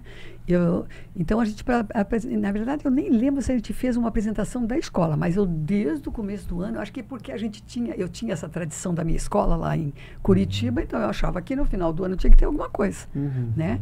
E aí então daí eu tenho a impressão que o primeiro foi feito assim, tinha alguma coisa e aí a gente fez aquela apresentação. Daí a gente apresentou ali, a gente apresentou Lembra que tinha um negócio da Rádio Educadora lá na Alvorada? Sim, chamava de auditório da Rádio Educadora. Isso. Ali eu apresentei também. Piso nem disso aí, era piso de porcelanato, que nem era porcelanato que chamava aquela época. Sim. Que tem um episódio engraçado lá também. Quer que eu te conte? Quero. Com certeza. Naquela época eu fiz um trabalho que eram os ciclos da vida. Tá? Então era o nascimento, a juventude, né? O crescimento, né? A velhice e a morte. Então tinha toda aquela coisa. Lá na morte eu queria que tivesse um gelo seco. Aí imagina, difícil naquela época, né? Daí eu digo, ai meu Deus, gelo seco aqui eu não vou conseguir. Como é que eu vou trazer de Curitiba? E o gelo seco não é essas bombas que eles fazem. A gente punha o gelo e tinha que bombar. Aí eu digo, mexi. Não sei se vocês conhecem o Klaus, que hoje mora fora daqui. O Klaus, não é o nome primeiro dele. É parente. São vários irmãos, né? São vários irmãos. Irmão do Neldo. Um dos irmãos irmão do Neldo. Isso, Neldo. Mas ele mora fora há muito tempo. E ele era amigo da gente, do meu marido, principalmente do meu cunhado. E aí ele vinha para cá. Aí eu digo, Roberto, eu podia pedir para ele, né? Trazer a bomba para mim, né? Que eu vou fazer. E todo mundo era muito legal, porque todo mundo ajudava. Aí eu falei, não, menina, claro que eu te trago. Daí trouxe. Aí instalamos lá e faz toda a apresentação, dá tudo certo e tal. Quando chega na hora da morte, que eu queria aquela bruma. Isso, né? As bailarinas no meio daquela... Eu era meio louca para fazer as coisas, sabe? Mas eu era jovem, né? Isso que é uma maravilha. Ser jovem, a gente não pensa em nada. Não a gente acha que tudo vai conseguir. Tudo é possível. E eu sei que daí eu pedi para o sobrinho do Lúcio, até que os meninos me ajudavam muito, sabe? A gente pedia para os meninos, amigos dos meus filhos, todo mundo ajudava. Todo mundo se ajudava. Daí eu lembro dele, lembro do meu filho, na cabine, então tinha a cabinezinha aqui e o palco ali. Então a máquina estava aqui. E os meninos, vocês têm que, começou, né? Tem que deixar esquentar a máquina e daí tem que bombar. E os meninos bombavam, a fumaça saía toda aqui na cabine. Lá no palco, uma névoazinha no chão. Assim. Mas aquilo me frustrou tanto que me marcou. Mas daí o que aconteceu? Eu já estava braba, porque eu era exigente, queria tudo o melhor possível. E aí no final virou uma gargalhada, né? Porque não tinha o que fazer e era o ridículo daquela névoazinha lá dentro e aquele... E até assim, as pessoas viam o que estava acontecendo na cabine, porque aquilo ali era aberto. Então, casos, né, da escola. Não, e deve, ao longo dos anos, deve ter muito disso, né, Mirna? De tu pensar, deixar tudo organizadinho, um planejamento e chega na hora... Esse ano que a gente montou o Bolero de Ravel, mas eu queria morrer. Porque a gente, eu e o Daniel fizemos toda uma concepção da dança baseada no Béjart, né? Que é em quem a gente se inspirou para fazer o balé. E o cenário dele é um tablado redondo. Mando fazer o tablado redondo, pinto de vermelho, tudo igualzinho, põe as cadeiras, estava tudo perfeito, na minha cabeça tudo perfeito e tal. Chega no dia, não testei. Uma coisa que a gente sabe que tem que fazer. Não testei. Vou testar no ensaio geral, que era no sábado à tarde. Quando eu vou pôr... E ele seria colocado em cima de um tablado quadrado. E eu mandei fazer a medida de 1,50. O tablado era 1,50. Mas daí o que acontecia é que o tablado ficava assim. Tocava toda essa parte. Então, não sabe? Então, todo ano tem coisas que frustram, né? Sim. Mas hoje eu já, graças a Deus, né? Que já tira mais de letra, né? Mas também não gosto, se lida né? melhor. Não, mas imagina, se tem todo um planejamento, chega na hora e não sai exatamente... Não, gasto, né? Claro, tudo exatamente. É muito gasto. Hoje em dia, então, é uma coisa muito impressionante. caro, né? Muito caro, porque tudo extrapolou os preços. Você falou do teatro. Sim, é um absurdo sim, o que a gente paga do teatro. Um absurdo. Sim. E aí eu tenho a minha filosofia, né? E eu acho que não se pode cobrar muito, porque eu acho que tem que dar acesso a todo mundo à cultura, né? Sim. Então eu cobro pouco. E aí como é que você vai de 30 em 30 reais pagar 10 mil reais num teatro? Só o teatro. Sim, sim. Tudo que envolve. A iluminação a mais que você precisa, é o técnico, não é fácil. Não, imagina, cada apresentação dessas aí é um investimento muito grande, né? Muito. E por falar nisso, né, uma apresentação dessas, ela envolve muitos outros profissionais, né? A princípio a gente pensa num espetáculo de balé como a dança só, mas existem muitas outras estruturas que precisam ser providenciadas, né? Cenário. Meu Deus. Então, deixa eu só complementar uma coisa que você me perguntou, que eu acho que é bem importante. Ali onde é o Bob's hoje, né? Ali era o cinema. Sim. Né? Sim, mas Cine não é este cinema, é o Cine Cacique, né? E o Cine Cacique tinha lugar incrível, né? Uma cidade de 30 mil habitantes para 2 mil lugares. Era gigante. Era uma coisa inacreditável. Eu, quando vi esse dado, eu me impressionei um tempo atrás, porque ele era gigantesco. Gigantesco. Né? E você acredita que a gente meu marido ajudava a minha sogra nesse, né? As pessoas se ajudavam muito mais, né? Sim, hoje é tudo muito mais... Todo mundo se conhecia se também, conhecia, né? sim. A gente montava uma estrutura de palco. Acredita? Montava a estrutura, punha tapetes, né? Que tem um tapete especial, punha até iluminação, claro, tudo básico, né? E aí, acho que uns 2, 3 anos, eu fiz ali no teatro antigo. E depois ele teve aquele problema que ele... Teve desabamento. Que desabamento, né? Mas é realmente impressionante. É uma história muito curiosa do cinema de Beltrão. Né? É outra coisa que tem uma história, né? Também. Nossa, até da Revolução de 57. Exatamente. Mas era uma estrutura impressionante para a época, pelo tamanho que era a cidade, né? Que o cinema era uma atividade... Não era só em Beltrão, era em todas as cidades pequenas. Era o point, né? Sim. Sempre foi algo muito forte. Acho que muito forte. Muito novidade também, né? Ele era assim, era aquilo que as pessoas podiam ter talvez de mais incrível, de mais diferente, de ter acesso ao mundo ali. Mais mágico, né? Exatamente. De fato, de fato. E tem uma curiosidade aí, né, Mirna, que eu acho que é legal da gente conversar também, é que os meus sogros, né, a Marilei e o Vitalino trabalham contigo há muito tempo no cenário, né, a Marilei e o professor Pardal, né? É o meu professor Pardal, resolve todos os meus problemas de cenário. Ele também de MacGyver. Ele resolve tudo, É né? que o professor Pardal é mais da minha época. Mas o professor... É que tá, né, o professor Pardal, ele foi se perdendo, né? As pessoas não falam muito hoje do professor Pardal, né? É verdade. Tem um personagem época que ficou muito nas histórias em quadrinhos. Ele não saiu da história em quadrinho, né? Para desenho animado, exatamente. Mas enfim, eles trabalham contigo há muito tempo, né, Mirna? São os responsáveis aí pelo eu acho que há mais de 20 anos, né?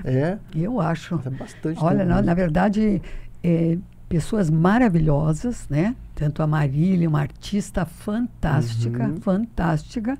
Eu sou da área, né? Minha avó era artista, era pintora, né? Sim. Então, eu, na verdade, eu posso dizer que eu sou uma pessoa que sei avaliar, né? Sim. Não é só avaliar porque fez o cenário, resolveu aquele meu problema, né? Mas ela fez cenários fantásticos. Incríveis, fantástico. Né? Até agora eu não peço mais para ela fazer. Agora eu pego os cenários que eu tenho muitos cenários que ela fez. Não só ela, eu tenho cenários mais antigos também maravilhosos, feitos pela Carla Santos, que também foi uma artista lá mais no começo, que também trabalhou com a gente. Sim.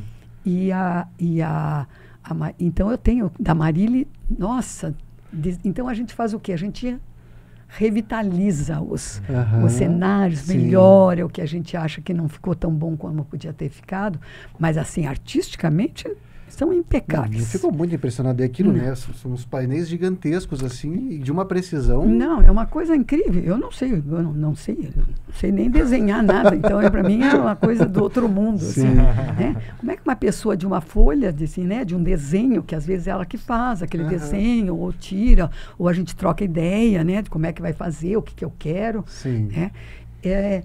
Consegue passar para um painel de 8 por 5, 10 por 5, 12 por 5, gente, é uma coisa fantástica. Sim. Não, e eu digo que eu sou louca, mas ela também, a Marília também é louca, a Vitalina é louca, todo mundo que trabalhou comigo é louco. Porque não se encontraram por acaso. Por afinidade. Fazer as coisas que a gente já fez, e lá nos idos também, né, sabe? E a gente fez, aconteceu. E às vezes eu fico pensando, e quero dizer para vocês que as pessoas que mais valorizam a gente são as pessoas que vêm de fora, às vezes, e vêm. Porque agora as pessoas acabaram se acostumando que tem que ser bonito, que tem que ser perfeito, o mais perfeito nunca é. Né? Tem que ser o mais perfeito possível, né? Tem que ser, né? tem que ser. E não valoriza. Quando vem uma pessoa de fora, sempre recebam elogios maravilhosos. Sim. Nossa, como aqui numa cidade tão pequena se faz, sabe? Mas assim, não digo que banalizou. Eu sei que as pessoas me valorizam, eu sei que me valorizam, me respeitam. Eu sinto isso, né? Eu sinto isso, né? Mas é como você falava antes, é um conjunto de pessoas, né? Eu sozinha não ia fazer nada. Não adiantava eu fazer transportar simplesmente o que eu fiz lá na sala, não ter bons professores também, né? Não ter uma boa secretária, que eu tenho hoje uma equipe maravilhosa, não ter uma Marília, um Vitalino para me ajudar, não ter uma Graça que faz adereços maravilhosos, né? Sabe? Então, é esse conjunto realmente, ter bons bailarinos desde todo o tempo, muitos anos. Eu tive pessoas que vieram dançar aqui também, que foram sempre contribuíram. Foram sempre pessoas maravilhosas. O Tadeu Ribeiro, ele vinha de União da Vitória, ou como é o nome da outra cidade? Porto União? Porto União, não sei qual das duas, né? Ele até hoje está lá e está muito bem, né? Vinha dançar, sabe? Sempre contribuía. O Sérgio, né, que também tem uma pessoa de formação de dança maravilhosa, dançou anos com a gente, pessoa maravilhosa, bailarino maravilhoso, né? E agora mais recente também, outros bailarinos que agora, graças a Deus, nós temos na nossa cidade, né? O que facilita o nosso trabalho. Bailarinos, coreógrafos, né? Então hoje, né, temos aqui o Michel, tem o Daniel, tem o Alex, tem, né, meninos que estão querendo se dedicar e viver da dança, né? Porque, infelizmente, as pessoas às vezes não conseguem viver da arte. A arte é difícil. A arte como um todo é muito complexa nesse sentido, né? Mas o teu sogro são pessoas maravilhosas. São, né? Não, isso com certeza. Sabe outra coisa que eu sempre gosto de dizer? Não é só, né? Digo assim, é afinar com a gente. Né? Saber, por exemplo, se eu disse, ai, Érico, essa letra está muito pequena. Eu acho que eu tô, né, quero... E não se ofender, porque eu achei que não é aquilo. Não é que o trabalho ficou ruim. Sim. Naquilo que eu estou precisando, né? Porque a gente, como, né, que está montando todo, você tem uma noção do conjunto, né? Sim. É a dança, com a música, com o figurino, com a teatro, né? Que às vezes precisa ter um teatro, né? Com o cenário, com os adereços. É todo um conjunto de coisas, né? E aí, o importante é quando você tem essa facilidade de troca. Né? A Graça mesmo disse, né, ela sempre diz, às vezes ela fica até com vergonha, né? Tipo, ai, Graça, não é assim, eu acho que não é gostei. Às vezes assim, uma semana antes, ai, ela terminou aquilo ali. Graça, não era isso. Você, né? Lembra, eu te mandei, olha, era assim e tal. E aí a Graça, não, Mirna, você é que manda, você é que sabe, e vai, e desmancha, e faz e repete de novo, sabe? Então, não tem preço, gente, sabe? Eu, às vezes, pago os profissionais, eu digo, meu Deus do céu, né? São pessoas que não têm valor, sabe? E são incríveis, são mesmo, artistas fora de série, e eu até exploro eles, quero dizer. Devo admitir que às vezes... É que a gente a gente tem orçamento, né? Então tem que trabalhar dentro daquilo. Mas esse ponto que tu toca é muito importante, né, Mirna? Da necessidade de você ter profissionais que fechem contigo e compreendam o que está acontecendo, porque assim, o espetáculo ele é de fato muito complexo, né? A minha cunhada tem uma escola de balé em Ampere, a Bruna, e essa foi a primeira vez que eu acompanhei o espetáculo dela no bastidor. Eu nunca tinha ficado lá atrás. Fiquei, cara, que é isso? Só ali, sabe? Né? Você só acompanhou no dia. Só o dia. Não, e a necessidade de tu ter tudo isso, né? Vários personagens funcionando ao mesmo tempo, assim, organizando, bons professores, assim. Não, é algo muito complexo, né, Mirna? Realmente tu tem que ter gente boa ao teu redor, senão não sai, né? Eu tenho uma irmã que eu nunca vou esquecer. Uma vez ela veio assistir uma apresentação e normalmente ela ficava na plateia. E aquele dia, não sei por que ela foi lá para trás, numa troca de cenário. Daí depois ela me disse, Mirna, eu não imaginei que fosse tudo isso. Aquilo abre na cabeça da gente, foi uma mágica que aconteceu e que transformou. Mas é uma coisa muito complexa, como você diz. Nossa, é muito complexo. E mesmo que você tenha estrutura, você tem que ter uma série de profissionais para... Precisa muito entrosamento. Claro, se você tem uma estrutura melhor, você pode pôr em prática as tuas ideias loucas, né? Sim. Porque eu sempre fui, né? Digo assim, é o que eu falei antes, né? É muito bom assim ser jovem, né? Porque a gente não pensa. Eu não. Sabe, quando eu vim para cá, as pessoas diziam assim, eu resolvi vir. E vim para cá. Para cá. Aceitei a cidade como era. No que precisava, eu me mudei no superficial. Me mantive como eu era, com todos os meus valores, princípios, cultura. E foi evoluindo. Foi evoluindo daí a cidade. Né? Eu acho que tem um papel aí que se sobressai a dança, inclusive. Né? Sim. Porque sempre que... De fato, a gente era uma cidade muito pequena, né? Muito restrita culturalmente, né? Que talvez o ápice mesmo, quando a gente falou, fosse o cinema. Né? Mas ele é muito... O cinema, apesar de nos motivar, a gente é muito espectador só, apenas, né? Quando você traz uma coisa como o balé, como o teatro, as pessoas passam a participar, a atuar nesse processo. A possibilidade de se expressar através disso, né? Se envolver naquilo, né? Exige um desenvolvimento, né? Um desenvolvimento que não se limita à parte técnica, né? O balé traz muitas outras coisas, né? De disciplina, como, aliás, muitas das suas alunas ressaltam isso, né? Quando a gente fala, as pessoas que dizem que estudaram com a Mirna, falam isso de que é muito mais do que o balé, né? Que é é uma lição, é um aprendizado para a vida, que elas levam para todas as outras áreas, né? Isso deve ser muito gratificante também, Muito né? gratificante. Talvez assim, mais do que Mais do que o resultado dança. dançar. Né? Dançava muito bem no palco, era uma ótima aluna, né? Eu acho que isso é uma coisa, como eu falei antes, né? No lado pessoal, essa é a minha gratificação. No lado social, é o fato de eu criar a parte cultural. Completando o que eu estava te falando antes, né? Eu devo fazer coisas. Bem no comecinho, e foi lá no teatro do Center, lá, né? No Real Center. O Glória fez um aniversário, não me lembro quantos anos, 25 anos, alguma coisa, acho que 25 anos. Aí eu coloquei, eles me pediram daí para eu fazer uma encenação, construção, né? Então fiz uma coreografia encenando.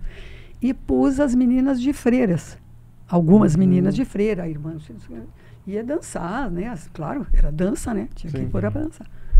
Muitos anos depois, o professor Luiz Carlos, lembra do Luiz Carlos Albuquerque? Sim. O Luiz Carlos Albuquerque chegou para mim: Mirna, eu sempre te admirei muito, porque que coragem a tua você colocar uma bailarina dançando de freira. Gente, na minha cabeça era tudo muito natural. Você não imaginou naquela época que podia estar infringindo? Não, escandalizando. Mas ninguém me falava nada, isso que eu achava engraçado. E como eu achava tudo muito natural, então... Só ia, né, Mirna? Só ia. Só ia. Aí foi muito bom. Era uma época boa também. Mas isso é muito... E aí que tá, né, Mirna? Tudo isso faz parte disso que o Luciano estava ressaltando, que é aquilo que transcende a dança, né? Que as tuas alunas, quando elas passam pela sua escola, não é somente o aprender a dançar, mas tem muita coisa que tá associada a isso, né? De quem você é, de como você sempre esteve à frente do teu tempo, né? Eu acho que tem também, Por isso que eu sempre digo, né? Tem 3 escolas grandes, estruturadas, mas são 3 escolas, cada um com sua filosofia. Isso, exatamente. O aluno que vai para a minha escola, ele quer uma escola com a filosofia da escola. Isso. Sabe? Quem vai para Elisângela também. Ela tem outra maneira de pensar. Quem vai para Desirê tem outra maneira de pensar. Sim. Então, a gente compete. Mas, basicamente, eu tenho certeza que quem não pensa e não quer um trabalho como eu ofereço, não vai procurar minha escola. Isso. Né? Isso é muito importante. Eu acho uma pena, né? Mas é que eu, por causa dos meus valores, né? Sim. Não, mas inevitavelmente isso acontece, né, Mirna? Vamos pensar que, tudo bem, então eu quero aprender um instrumento musical, vamos para outro campo, né? Sim, cada uma das escolas possui também algo que, eu me encaixo mais aqui, eu me encaixo mais ali. Exatamente. Né? Existe algo que se sobressai, né? Que, de novo, não é somente a música, mas tem algo aí que faz parte da filosofia, da base dessa escola, né? E você vai por um processo... E é a pessoa que reflete isso, né? Isso, exatamente. Por um processo de identificação, tu escolhe onde é que tu te sente melhor, né? Verdade. Isso é muito, muito curioso mesmo, né? E, Mirna, antes tu comentou, então, sobre, quantas alunas tu acabou formando, né? Centenas de alunas. Como é para ti, Mirna, acompanhar essas alunas que daqui a pouco abriram essas escolas? Tu consegue acompanhar? Difícil, né? Porque tem gente em lugares muito diferentes, né? Então, eu fico muito contente, sabe? Sim. Porque eu sei que 99%, né, dos meus alunos, eles, na verdade, estão, como eu fui na época, né, estão na escola por formação, né? Ou, às vezes, os pais querem socializar as crianças, ou, às vezes, a própria disciplina, que se fala muito da disciplina, mas eu acho que os benefícios, né, da dança, do balé, mais, né? Mas a dança, em geral, vai muito além da disciplina. Sim. Né? Quando se fala assim, eu aplico a dança na minha escola, é a organização, é a distribuição do tempo, é o saber trabalhar em conjunto, né? Então, é muito mais, né? Não é? A disciplina, ela te organiza tudo isso, né? Então, eu sei de alunos, né, que estão por aí, né? Por exemplo, assim, Porto Alegre, eu sei que tem uma menina que dá aula, né? Que estudam, que continuam estudando, eu sei também que tem várias, Florianópolis, o próprio Samuel, né, que foi um menino que seguiu carreira, né, Samuel Kavalerski, né, que está em São Paulo, né, então com um menino super talentoso, né, que realmente, assim, isso que eu digo, eu fico feliz dele ter começado na minha escola, mas eu sei que ele, desde o dos primeiros tempos, eu senti nele o talento, eu sabia que ele ia longe, né. Sim. Então, eu fico bem feliz quando eu acompanho, né? Quando eu sei que estão bem, que a dança faz bem, né? Para eles. Porque a gente sabe, eu sei que a dança faz bem. Eu me sinto, nesse ponto, eu me sinto uma menina, sabe? Dando aula. Eu acho que a Mirna é prova de que a dança faz bem. Né? Eu digo mais. Você lida com música, né? Tá? Não é só a dança, é a música. A música é uma coisa maravilhosa. Com certeza. Sabe? Né? A música, e eu, no caso, ainda alio a dança, né? Uma coisa. Eu, às vezes, eu estou morta de cansada. Né? Claro, problemas que aparecem, né? Seja na tua vida pessoal, seja na... Entro na sala e eu saio descansada, gente. O que é isso? Será que eu não vou parar de trabalhar nunca? Eu acho que tem uma pergunta inútil, que é assim, exatamente. Uma pergunta inútil. Se a paixão pela dança continua presente, né? Acho que está respondido. Depois de 6 décadas de 6 décadas, 6 décadas. Já são coisa quase boa, 5 né? décadas de escola. A escola é de 77. Mas tem 10 anos antes de estudos, né? 47 anos vamos fazer este ano. Olha só. Vamos comemorar os 50. Eu disse, até os 50 eu vou, a não ser que me aconteça alguma coisa, porque afinal estou na área de risco, né? A gente nunca sabe. Mas hoje eu de saúde estou muito bem. E tenho muita gente boa que está me ajudando, que você falou antes, né, Érico? A gente precisa de gente, né? Que tá, né? E pessoas assim que, nossa, que estão super do meu lado e pensam igual, né? Então... Isso ajuda muito, porque você ficar com toda uma saúde, né? Não, porque a cabeça tá boa, né? Mas e o corpo? Nem sempre, né? Mas eu fisicamente me sinto bem também, né? Graças a Deus tenho muita saúde. E até os 80 eu disse, até lá eu vou, depois Mas, Mirna, é isso que dá longevidade pro corpo, né? Tu te manter assim, tu manter o foco naquilo que brilha para ti, vai puxando o teu corpo, né? Claro. Eu acho. Não, isso é... Acho que isso já deve existir alguma comprovação científica disso, deve. Porque quando tu consegue manter ao longo do tempo algo que simplesmente te deixa bem, brilha, simplesmente faz todo sentido para ti, se tu consegue levar isso ao longo da tua vida, o teu corpo dá um jeito de acompanhar, né? Verdade. Claro, né? Como você falou, às vezes acontecem surgem algumas pedras no caminho que não são muito fáceis ainda, né? Mas de fato é algo que dá longevidade, né? O que você falou, assim, se tu é apaixonado por aquilo, entrou ali naquela sala, né? Eu vejo que se eu preciso tirar uma música nova, porque enfim, alguma coisa assim, é a mesma coisa, né? Eu posso estar muito cansado, lá em casa todo mundo já dormiu, mas a hora que eu pego ali o baixo para dar aquela brincada, aquilo... maravilha, né? Não, é impressionante. A gente se entende, né? Então, né? Isso é maravilhoso. Os vizinhos não agradecem. Mas não tem como fazer plugado, né? Isso aí incomodaria muito, com certeza. Com toda a certeza do mundo. Tem uma coisa que as pessoas sempre, imagino que sempre lhe perguntem, né? Quais são as suas funções hoje dentro da sua empresa, né? A senhora falou, claro, que tem uma equipe, né, cuidando. O que a Mirna faz hoje dentro da escola?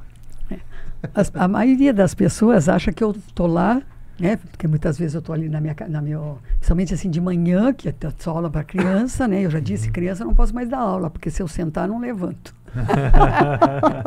Pelo menos com a rapidez que as crianças querem que você levante. E levanta e senta e baixa e não sei o que. Não tenho mais físico para isso, né? Então, a maioria das pessoas pensa que eu estou só no administrativo. Mas não é verdade. Eu, né, digo assim, nem quero deixar de dar aula, porque é a aula que me dá prazer. Né? Não que eu não gosto da escola, né? Mas a escola, assim, administrativamente, é como qualquer empresa. Né? Com todos os problemas. Né? E hoje em dia, não é como antigamente. Antigamente, você dava as aulas. Eu tenho muita saudade, sabe? De ir lá dar minhas aulas e pronto. Né? Hoje não, você tem que ir atrás, você tem que alimentar o Instagram, você tem que contratar profissionais, né? Nem sempre, né? Tudo está, mesmo na parte técnica, né? Você que tem que alimentar, né? Porque é a tua área, as pessoas não conhecem, né? Cada área é um pouco diferente, né? Então tem que estar pensando nisso, tem que pensar, né? E começa ano, tem que pensar em um monte de coisa, aí tem que, né? A escola está estabelecida num local, numa escola que é uma casa de 80 anos, eu acho que deve ter, não sei quantos anos tem, aquela construção. Sim. Então tem que estar sempre pensando e arruma aqui, arruma ali. Então, essa parte te envolve bastante, né? Sim. E, sem falar na questão de você orientar professores, né? Também tem esse trabalho. Né? Que também é, né, importante, né? Porque a gente tem muito mais experiência, né? Seja na época de espetáculo, seja na montagem de coreografias, as próprias aulas, embora hoje também a internet ajudou muito, né? Com esse monte de informação que ela traz, né? Que não é como eu, quando viajava antigamente, minha mala ia vazia, voltava cheia de livros, CD, vídeos, né? Sim. Hoje, graças a Deus, não tem nada de... Meu Deus, como o mundo é fácil hoje. Vocês não imaginam... Olha, estou eu aqui pensando, tá vendo como eu já vou divagando, né? Fica à vontade. Gravar música para o espetáculo. Porque a parte de gravação, você sabe, né, Érico? Sim. É outra parte crucial, né? Sim. Hoje tudo mais fácil, porque você tem profissão.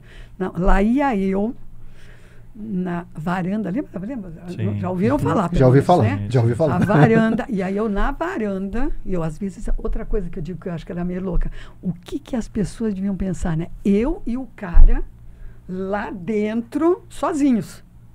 Né? Para a mentalidade da época, Sim. teve uma época que ele levava a namorada junto.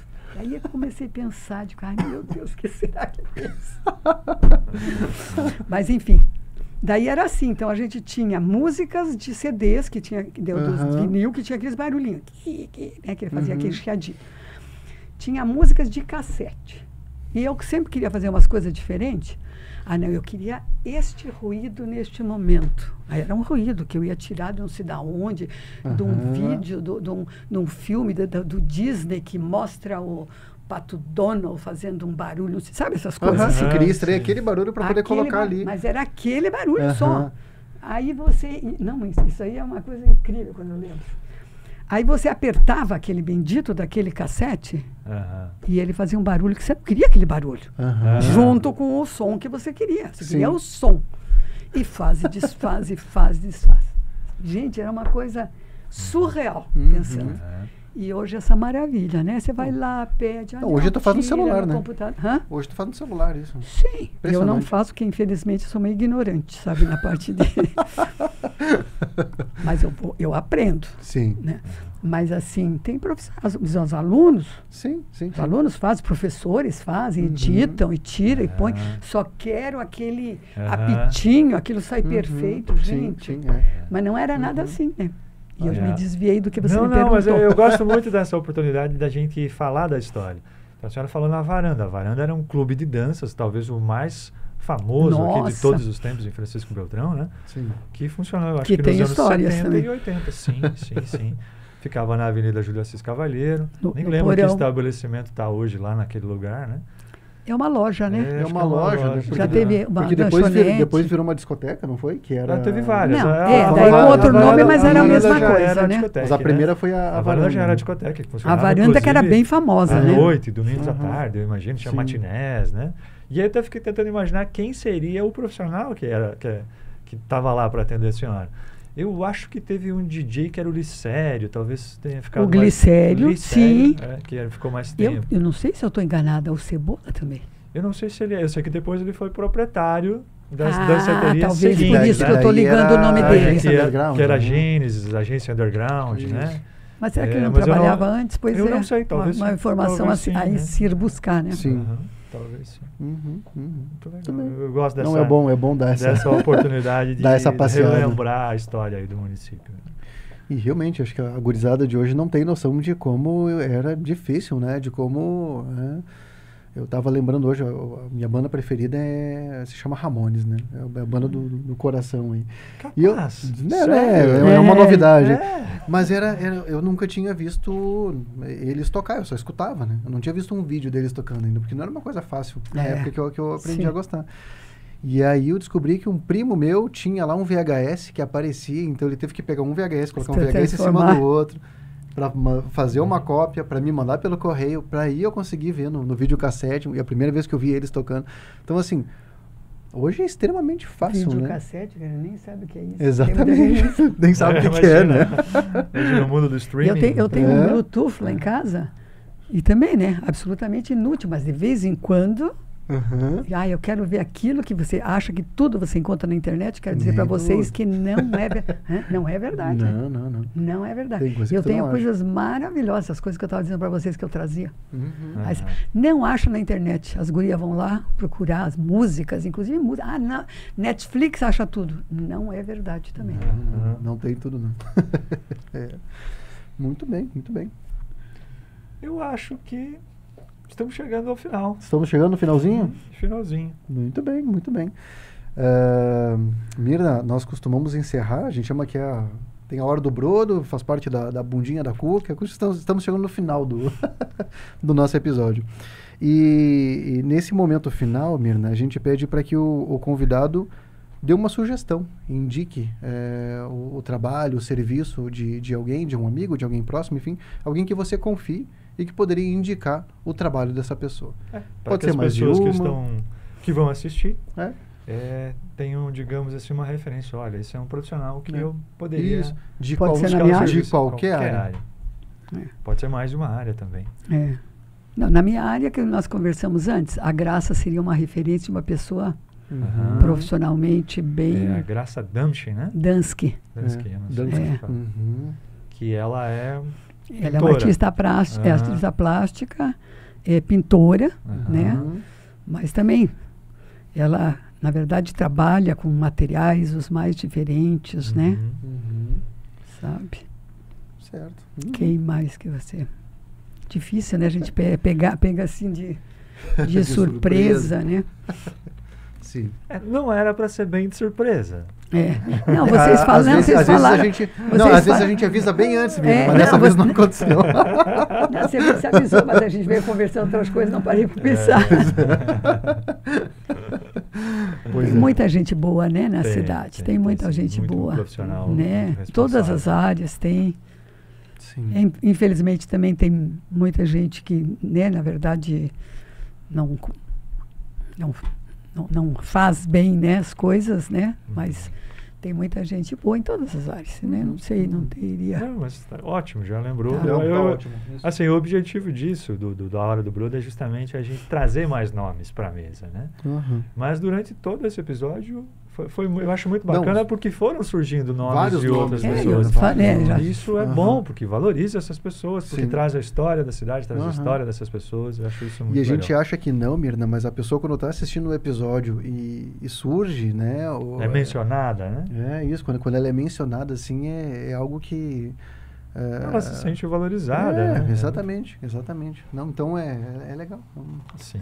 Então tá bom, a Graça tá ótimo já. Ela já completa. Isso, já preenche. E é da minha área, então a gente se sente mais seguro, né? Exatamente. Porque às vezes as pessoas também te decepcionam. Você tem, às vezes, como um bom profissional, quando você vê... sabe? Sim. Exatamente. Na prática não corresponde. Na prática, né, ao longo dos anos, claro, todos nós decepcionamos, né? Não quero dizer que, né? Mas assim... Mas tem pessoas que se sobressaem, né? Que sempre cumprem o que prometem. Né? Isso é o principal, né?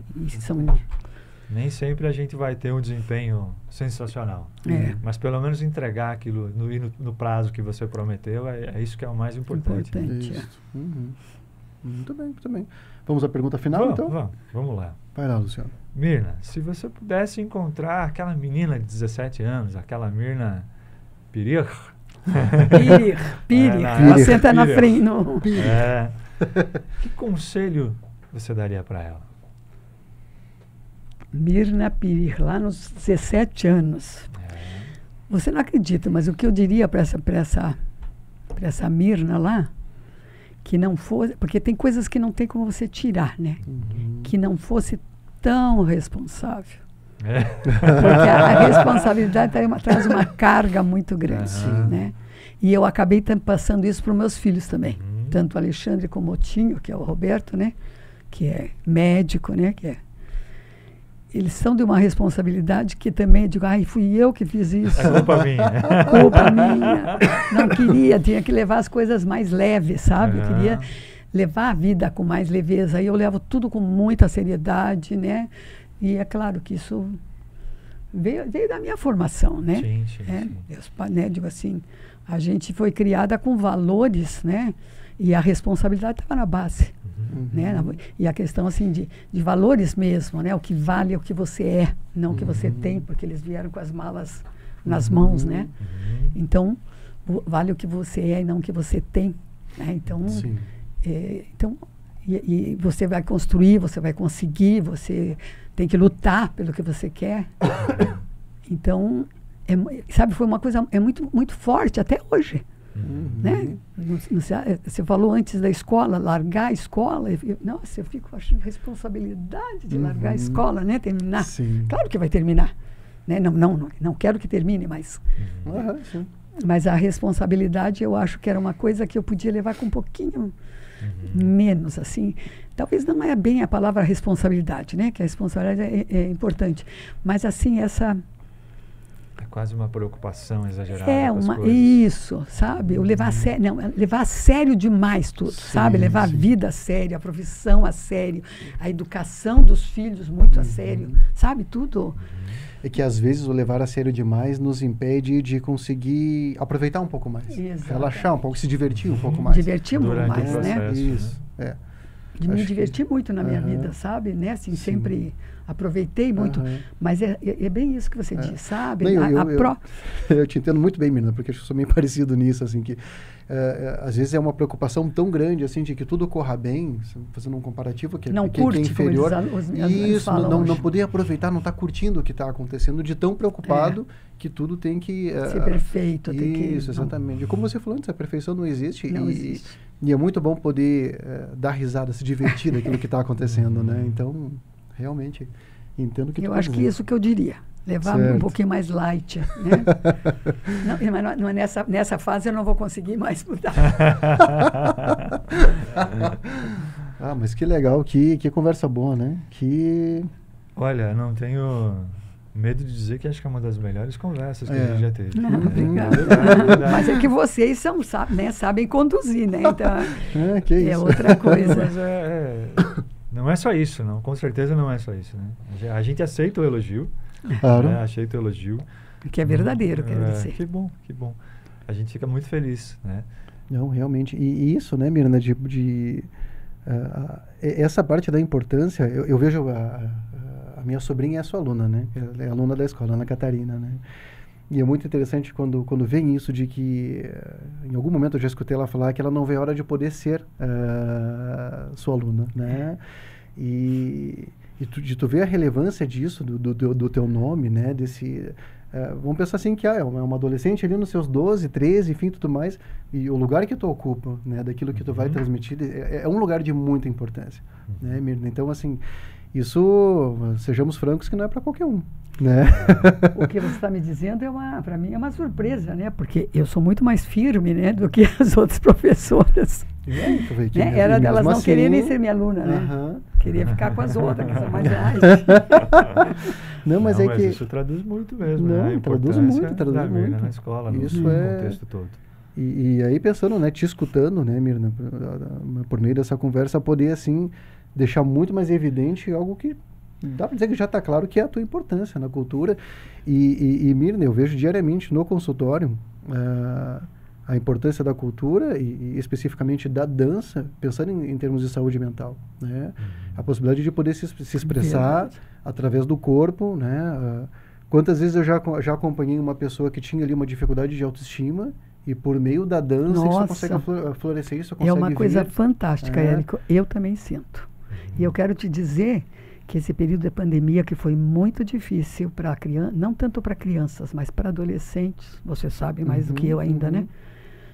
E a dança muitas vezes foi o que segurou essas pessoas. Exatamente. Porque ela sabe, é uma coisa muito envolvente, é muito prazerosa, né? E claro que nem todos foram tocados pela dança, né? Mas quem consegue, aquilo é uma catarse. Exatamente. E isso desde os primeiros tempos. Eu falei da pandemia, que é uma coisa muito recente. Meu Deus, mas lá nos primeiros anos, chegou uma época que eu dizia assim, meu Deus, eu não quero, eu sou professora de balé, eu não quero ser psicóloga, não quero saber de problemas. Porque era muito problema. E a dança ajudava essas meninas. Me ajuda muito. Era sabe? Ajuda Então, muito. não é de hoje, é de sempre. A importância, eu tenho muito claro isso, dentro do consultório, a importância da arte, né? Que eu vejo Da que daqui a arte em pouco... geral. Exatamente, daqui a pouco essa pessoa... Porque, claro, não é todo mundo que vai conseguir na dança, vide eu mesmo, né? Não tem os atributos aí para isso, né? Mas daqui a pouco, beleza, surge o instrumento musical, surge o desenho, surge a escrita, O teatro, e como isso favorece no bem-estar e potencializar algo que estava sendo trabalhado ali no consultório, né? Então, todo dia, né? Todo dia eu vejo isso no consultório, a importância, né? E, enfim, e aí a gente precisa pensar que hoje toda essa cultura da dança existe por uma determinação sua, né, Mirna? Então... realmente é um baita de um legado. Que bom, fico contente. Não foi inútil a vida, né? Com certeza. Com certeza não. Não, eu fiquei feliz também, porque, assim, obviamente eu vi algumas entrevistas e a Mirna já foi muito entrevistada, né? Mas eu acho que a gente conseguiu trazer alguns aspectos que nunca haviam sido mencionados, né? Então, para esse objetivo de preservar a história, acho que foi um episódio também muito produtivo. Né? Preservar a sua história. Né? Então, ficamos muito contentes. Foram outros focos, né? Você poderia falar de várias coisas. Geralmente, assim, né? As entrevistas mais tradicionais, e a gente entende por que elas são assim, porque é uma questão de tempo, de espaço, né? Que se tem e é limitado, elas focam muito no profissional. E às vezes falta todo esse lado da origem, né? Do lado pessoal, das motivações, do porquê disso, do porquê daquilo. E eu acho que a gente conseguiu isso hoje. Então, isso também nos deixa muito felizes. Então, Mirna, muito obrigado pela tua presença. Obrigada por vocês, ter vindo. por ter essa oportunidade também, né? De colocar tantas coisas e principalmente de lembrar. Né? Porque ele vai falando e a gente vai falando e vai lembrando. Eu acho outra coisa. Muitas pessoas vão ficar felizes de ver esse episódio. Né? Porque vão se sentir valorizadas dentro dele. Exatamente. Concordo. Que bom. Então, muito bem. Chegamos ao final, então. Chegamos ao final. Mais uma vez, muito obrigado. Muito obrigado. Obrigada a vocês.